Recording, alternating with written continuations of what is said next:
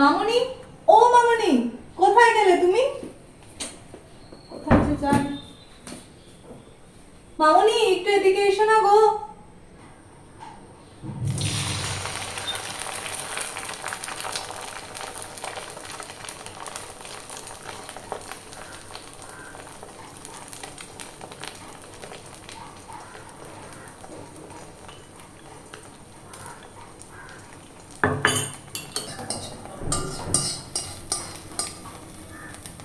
ওই যে চলে আসিল, ইনা মাক কছে মামন, ভাতারক নাম ধরে ডাকেছে।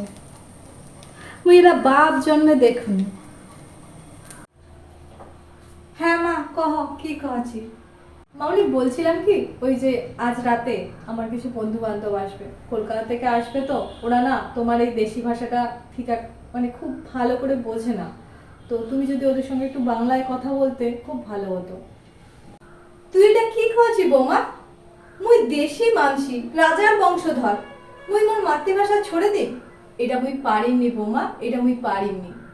মামনি, তুমি যে বাংলাটা জানো না এমন তো নয়, তো একটু বাংলাতে কথা বললে তোমার কি যাবে আসবে গো, একটু বলো না বাংলাতে।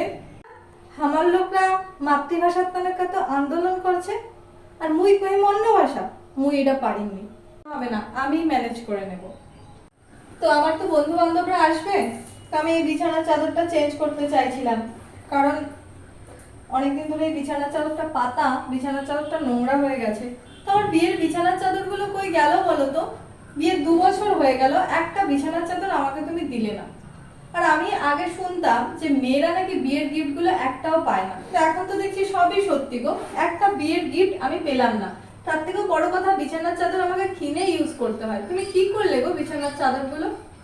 চাচি বৌমা, মুই তোর বিছানার চাদরলা গায়েব করে দিছু? রহিস, মোর বাপ আশীর্বাদে সব কহিম মুই।